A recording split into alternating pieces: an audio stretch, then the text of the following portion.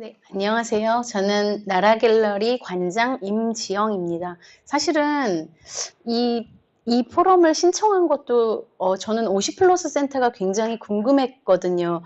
왜냐면 저는 아직은 50에서 살짝 마이너스인데 50 이후의 삶, 중년의 삶과 행복한 노년에 대한 그런 기대와 그런 삶을 살고 싶다는 욕망이 드글드글해서 앞으로 어떻게 살아야 할지 궁금했는데 여기 50 플러스 센터에 오면 뭔가 답이 있지 않을까 해서 와보고 싶던 차에 페이스북에서 페이지를 봤어요. 그래서 그냥 제가 할 수 있는 제가 평소에 하고 다니는 강의 짧게 10분이니까 그냥 저도 아까 전에 선생님처럼 제 얘기를 하는 게 나을 것 같아서 PPT 만든 것도 사실은 그닥 네, 의미가 크게 없을 것 같아요.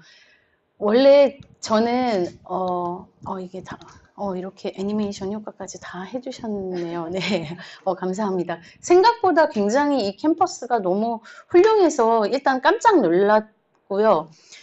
저는 행복한 노년이 사실 나이가 들면 마음에 여유가 생기고 평화가 강물처럼 흐를 거라고 생각을 했어요, 늘. 그래서 나이가 들면서 내 마음이 더 넓어지고 더 행복해질 거라고 생각을 했는데 반대더라고요. 갈수록 옹졸해지고 속이 비좁아져서 너무 제 자신이 너무 괴로운 생각? 그런 생각이 되게 많아서 최근에 들어서 올해 제가 책을 한 권 쓰게 됐어요. 이 예술 관련 에세이를 쓰면서 깨달은 게 행복한 중년이나 노년이 기다리는 게 아니라 사실은 행복한 청년이 행복한 중년을 만들고 행복한 중년이 행복한 노년을 만드는 거더라고요.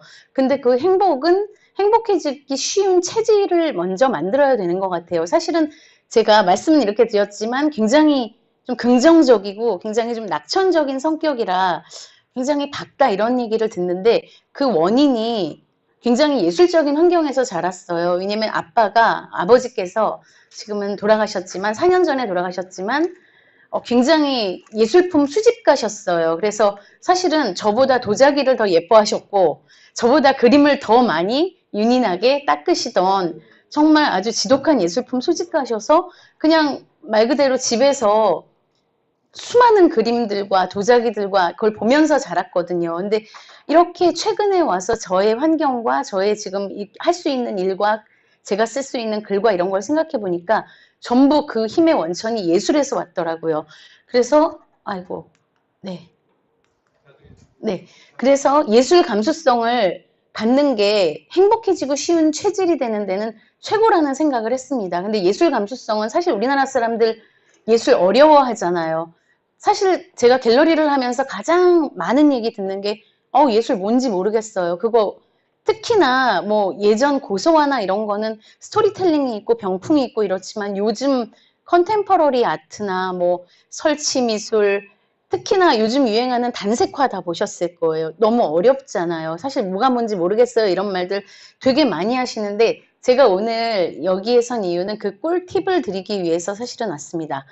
예술을 보고 아무것도 안 느껴도 되는 게 우리의 자유입니다. 사실은 단색화를 보고 여기에 무슨 의미가 있지? 그런 거를 굳이 찾을 필요가 없어요. 그냥 보여지는 대로 아무것도 안 느끼는 작품은 그냥 넘어가셔도 되고 특히나 뭐 서울 현대미술관에 가서 거기 있는 모든 장소를 돌아야 한다는 일념으로 막 제1, 제2 전시실을 막 다니시잖아요. 사실은 그렇게 하시면 안 되거든요.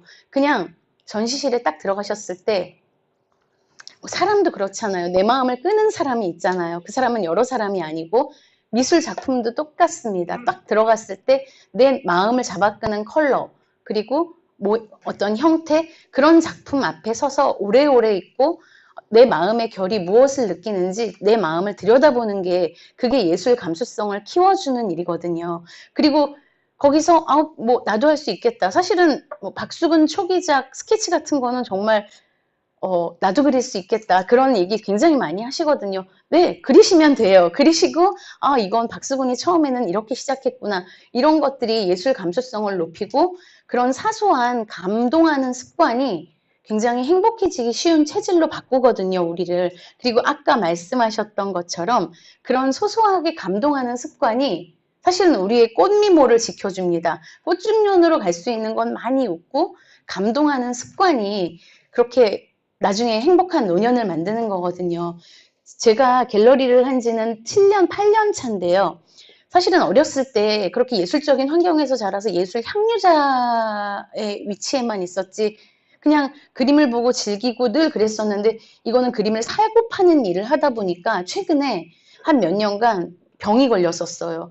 이게 직물적인 시각으로 바뀌는 거예요. 그림 작품을 보면 이건 호당 얼마, 아, 이건 사면 안 돼. 이렇게 굉장히 시각 자체가 직물적으로 바뀌어서 제가 집에 거실에 걸려있던 모든 그림 작품을 다 떼어버렸어요.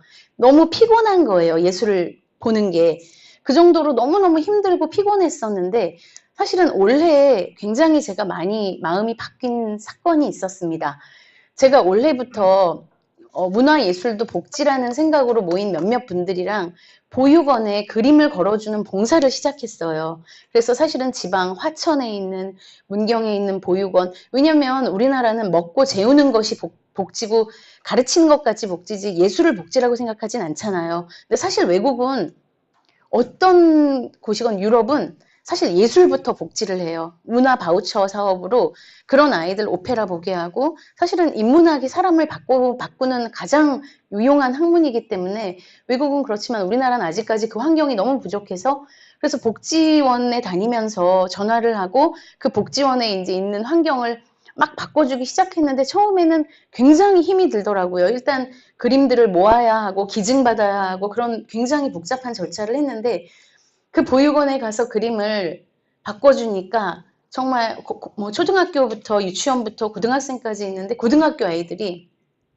식당에서 밥을 먹다가 아줌마 이렇게 식당이 예뻐진 건 처음이에요. 너무 예뻐요 라고 굉장히 감동을 하더라고요. 그리고 아이들이 요만한 5살짜리 아이들이 그 예쁜 그림 앞에 서서 그림이 너무 예뻐요 쫑쫑거리는데, 정말 저는 약간 가슴이 울컥했습니다. 사실은 예술이란 그런 거거든요. 이렇게 팔고 사는 거는 그 나중에 문제고, 사실은 보았을 때 좋은 것, 마음에 좋은 것이 정말 물론 뭐 그게 예술 감수성이 큰 건 아니겠죠. 얘네들의 인생을 바꿀 정도로 큰 건 아니겠지만, 어떤 예술 작품을 대했을 때 좋은 마음, 너무 이걸 봤을 때 행복한 마음은 어디 소멸되지 않고 반드시 마음에 쌓입니다. 축적됩니다. 그래서 그것이 0.1mm, 1mm씩 쌓여서 가슴에 무엇인가를 봤을 때 아름다운 걸 느끼기 쉬운 체질이 되는 거예요, 아이들이. 그래서 제가 그 보육원에 그림 걸어주는 봉사를 어제도 여기 금천구에 있는 해명보육원을 답사를 다녀왔거든요. 그래서 35점을 이제 모아서 12월 4일 날 작품을 걸어주러 가게 됐어요. 근데 그냥 남들은 가끔 이제 저 갤러리 하는 다른 친구분 관장님들이 그거 돈 나오는 일이야?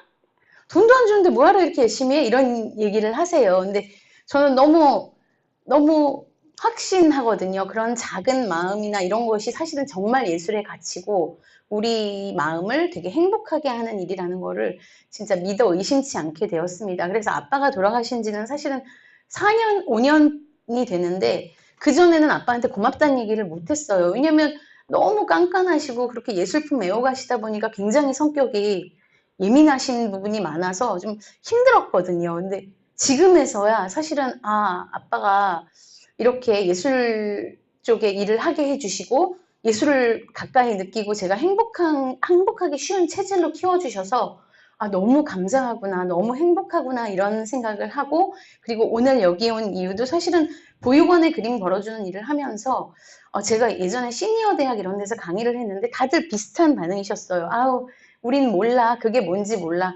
사실은 모르는 게 아니라, 왜 그림이나 예술에 대해서는 오해가 많아요. 아는 만큼 보인다. 막 이런 말들을 많이 하시잖아요. 사실은 그 말은 알아야 된다는 강박이 있잖아요. 사실은 몰라도 되거든요. 아는 만큼 보이는 게 아니라 느끼는 만큼 알게 되는 거거든요. 그리고 그냥 내가 거기서 느껴지는 것, 뭐 좋은 것이든 마음에 우울한 것이든 나쁜 것이든 사실은 거기서 느껴지는 한 부분이 자기 본인 마음의 결일 수도 있어요. 그래서 예를 들면 저 인사동에서 갤러리 하고 있거든요.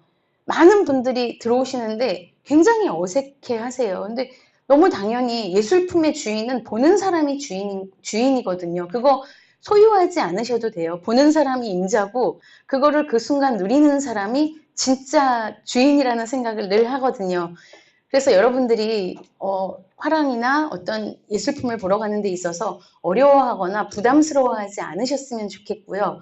가셔가지고 꼭 친구분들이나 이렇게 좋은 분들이랑 가셔서 자기 마음을 끄는 작품, 매력이 있는 작품을 소통을 해보시는 건 굉장히 중요해요. 왜냐면 영화를 봐도 실은 리뷰를 하는 건 굉장히 중요하거든요. 영화를 보고 몇 줄이라도 글을 써보고 그리고 독서를 해도 독후감을 우리가 남기잖아요. 그게 바로 내 것이 되는 거거든요. 그리고 우리 다 알잖아요. 너무 금방 잊어버리잖아요. 내가 봤던 영화 2번씩 막 또 보고 있잖아요. 까먹어서.